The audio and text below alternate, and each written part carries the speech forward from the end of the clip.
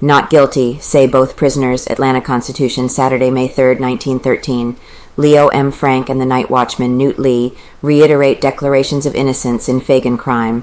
Leo M. Frank, yesterday morning in his cell in the Tower, reiterated his plea of innocence to a reporter for the Constitution. "I swear I'm not guilty," he declared. "I could not conceive of such a hideous murder, much less commit it. I am accused unjustly. The report that I have made a confession is totally and basely false. I have no confession to make." Newt Lee, the suspected night watchman, also repeats his statement that he is innocent. "White folks, I ain't guilty." "White folks," he said in his characteristic dialect, "I ain't guilty. If them detectives is any good, they'll find out I didn't have a thing to do with killing that little girl. I don't know nothing except I found her body. That was all. I swear for God it was."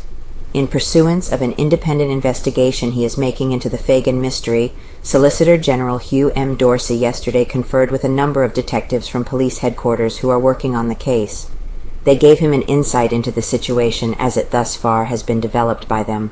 It was announced that the solicitor has put a number of investigators from his office at work on the murder, and that although but little has been developed as yet, his staff is following a number of important clues. Grand jury may act Monday. It was stated positively that there will be no grand jury action until Monday. The jury met Friday, took action on a number of matters, but did not take a hand in the Phagan case. It is said, though, that they will probably take it up Monday morning. The attitude of the Pinkerton Agency has incited widespread comment. They were employed by the National Pencil Company through the suspected superintendent. In order that the correct position of the Pinkertons might be made known, Detective Harry Scott said to a reporter for the Constitution Friday afternoon, "We don't care who our investigation hits. We have been employed to find the guilty man, and the guilty man we're going to find. We are going to give every bit of evidence we gain to the state authorities and are going to lend our utmost energy in prosecuting the case. We have added 2 men to the case. We do not intend to cease until the guilty man is caught and convicted. The public may rest assured of the fact that the murderer will be caught and given justice. We are confident of success." A story and a dream.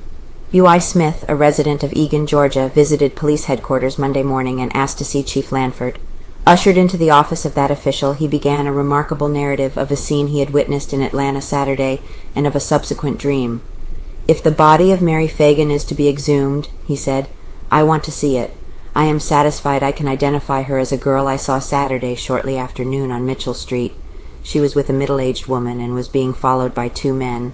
She reeled as though dizzy from drugs, and often she staggered over the curb into the street. Each time one of the men would catch her by the arm. She resented it, it seemed, and jerked away from him. I followed them for several blocks. They finally went into a suspicious-looking house. When I returned home, what I saw continually preyed upon my mind. I have already had 3 dreams over it. Each dream told me it was Mary Phagan I saw.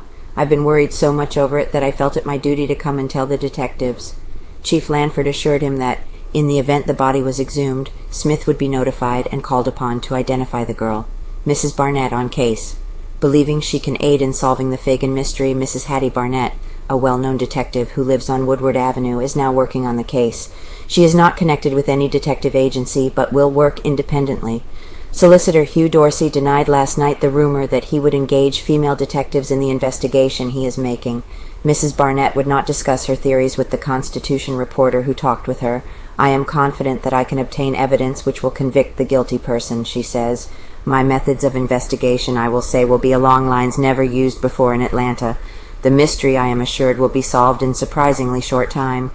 Burns may take a hand. Detective William J. Burns may be persuaded to take a part in the investigation. He will pass through Atlanta sometime next week on the way to attend the State Bankers Association to be held in Macon, at which he will deliver a speech on the protection of banking institutions. It has been suggested by a number of persons directly interested in the mystery that Mr. Burns be engaged to conduct an investigation. When he stops over in the city, the probability is that he will be consulted.